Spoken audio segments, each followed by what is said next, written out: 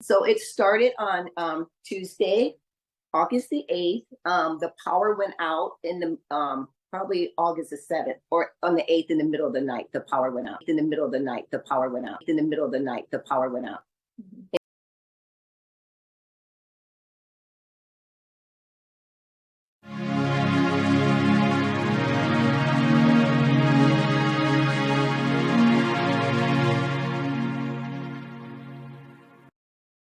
August the 8th, the power went out in the probably August the 7th, or on the 8th in the middle of the night, the power went out. And so when we woke up, there was no power, and the winds were super strong. And I think we were having a hurricane with the winds of 70 miles per hour or 80, someone told me. So, and we didn't have any power. So we went outside and we sat inside our Jeep, and we took some playing cards, and we took the dogs, and we had music in the car because inside we didn't have any power. And so we just wanted to get outside, and thank God we were outside, because while we were sitting in there just playing cards and watching the wind blow the shingles off the roof, and palm trees was falling, and it was, pretty serious storm. And then we saw this smoke. And the next morning, in fact, I got up early and we didn't have electric, fully expected to have our electric back. Decided to go a little bit south to see if they had electric or cell service. Got in the car, exited our neighborhood, and there were cars on the side of the road. Closer to where our Airbnb is, because we had gotten there like around 10:30, 11, and we couldn't get into our Airbnb until 4. So we said, okay, let's just drive closer and go somewhere on the beach. And we stopped at a restaurant, and we didn't eat. We just looked around this area that's really nice. And then we said, oh, let's go closer. And then as we, like maybe about 5 minutes away from that restaurant, the next place didn't have any electricity. So I was like, oh, that's weird. So we drove all the way to our Airbnb, around our Airbnb, and we found out that everything around there was closed because they didn't have electricity since like 6 a.m. Electricity went out about 4:30 in the morning. I got woken up and by my fan not working, and with that, I realized my electricity was out. Make it short, I ended up going down to Lahaina to charge my phone on my sister's portable charger. Now the charger is not working that well. So, it doesn't let a lot of electricity out. So it's gonna take me 3 hours. So I was cool with that. I was happy to hang out with my friends and my sister. I love her to death, my sister Charlotte and David. 4:30 in the morning on the 8th, power goes out. I'm pretty aware of that because I got about 5 fans that blow on me. I live in Lahaina. It's pretty warm, but all the fans go off. It's dead quiet. It's pitch black. So 4:30, all right. No, so at 5 in the morning, our power went out because we had these strong winds coming in, and communication was very tough. It was in and out and in and out. 11 o'clock or so in the morning, I believe, before the fire started, or at least the big fire started, obviously. And we just went down there just to check it out, just to go see, because there was nothing new, because the power was out and everything. And I'm walking, I thought, you know what, I better get home.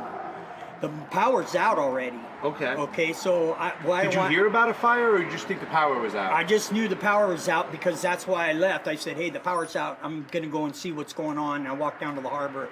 The wind was howling. Our own roof was creaking and shaking, and we were kind of concerned about that. We were thinking about leaving just for safety, but we didn't want to go in the carport because of potential flying debris. That's what we were thinking. And we were kind of just like, no power, no nothing like that. So we were, no power, no nothing like that. That day I was supposed to start at 5:30, but I wasn't able to make it as early because the guy that brings music, he said it was too dangerous for us to drive to come into work. So I came as soon as possible. So after that I came in, there was no power, nothing. We were going back and forth, helping people. There's a serious fire. I don't know how far south it goes. I'm looking towards Poco and Alawau. We haven't had power for a long time. There's hurricane force winds that took out the power. We don't have cell reception, so I don't really know what's going on, but there's definitely a very significant fire. I needed to get my cell service. I needed power. I was in a situation where I had to come up this way because I was looking for cell service or hoping that there would be power up here, come get a meal. I had no communication on my phone, wasn't working. I was low on gas, totally unprepared. Cell phone was already dying. Only way I could charge my phone was pretty much in my car, and my car was low. But they said the power lines were down, but number one, the power lines are dead. It was like, how can we have a fire? The power's been off since 4 a.m.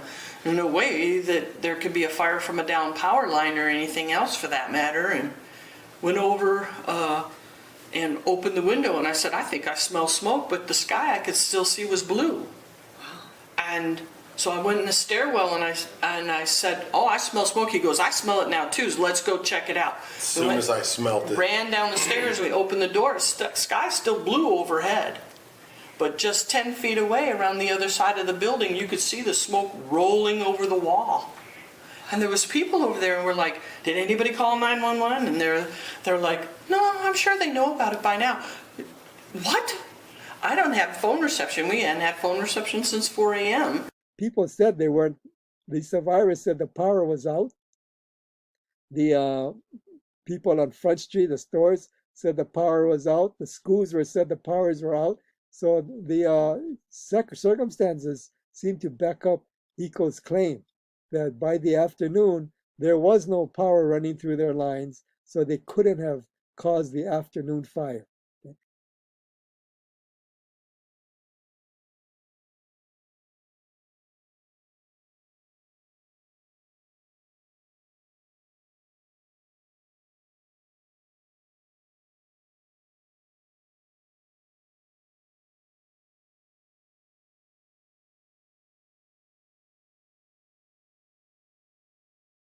Right?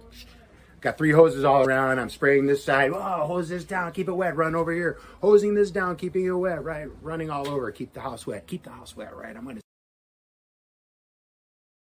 want to get in my car. I'm going to be fucking stuck in... What I would do is just put the important shit in your car. Okay. Just be prepared. Okay. And then what? I got to get in my car if I see flames? When do I leave? If you see flames, get in your car. Unless you're planning on staying and defending your space.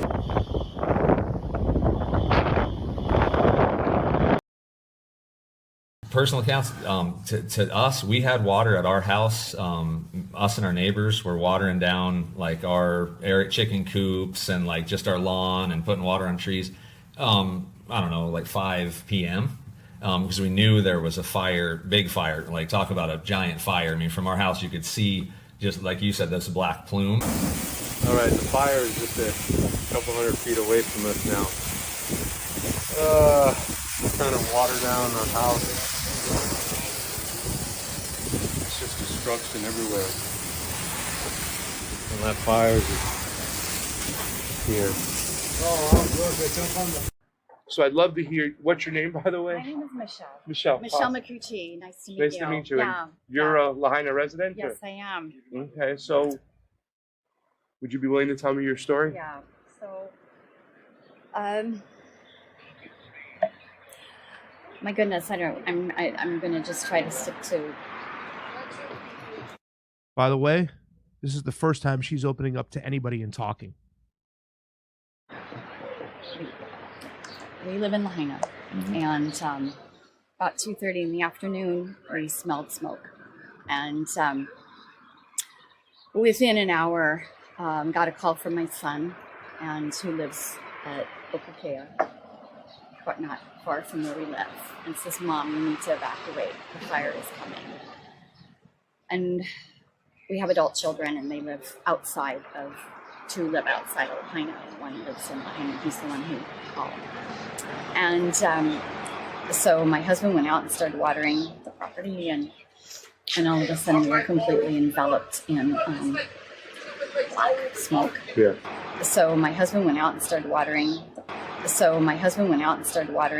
But you know, like they that show church, that. that church that didn't burn across from the. Yeah, you know, the winds are whipping. You know, like it's But chooses, no, when I but walked this by is. that church, the freaking pastor was out there. He had water at 4 o'clock, and he was hosing his freaking church down. Yeah. Out there, he had water. He had water at 4 o'clock, and he was hosing his freaking church down. Yeah.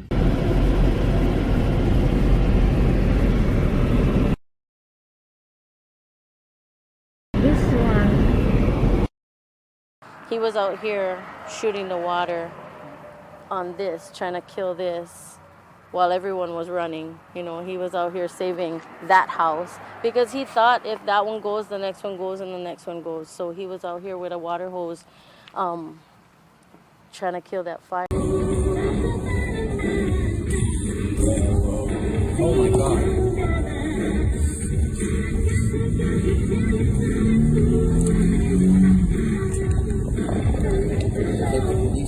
I'm not clearing this. Look how fucked up.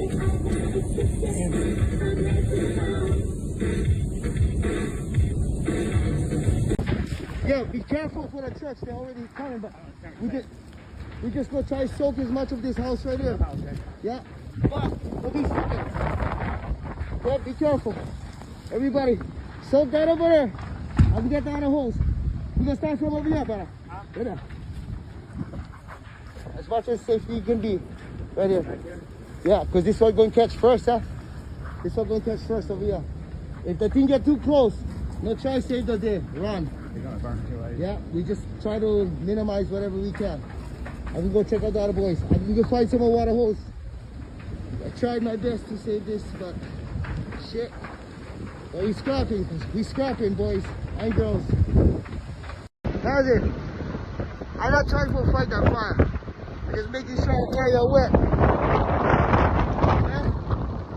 I'm coming home, baby. Don't worry, I got this.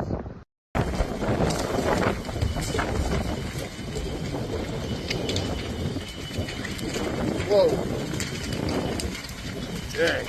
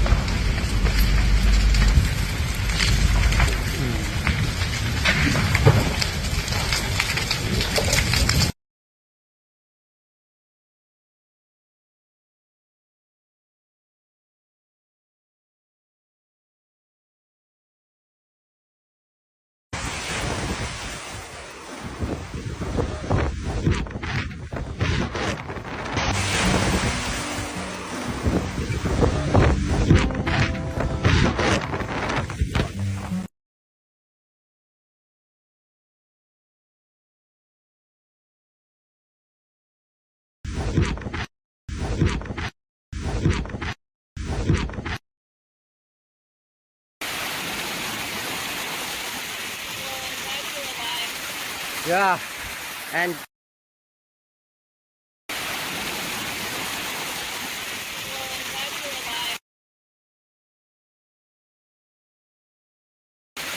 yeah,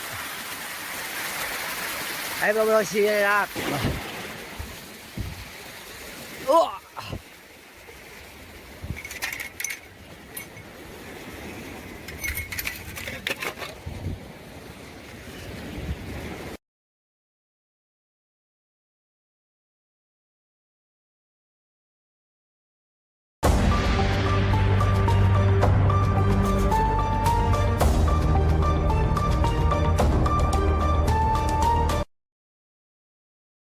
Fucking crazy.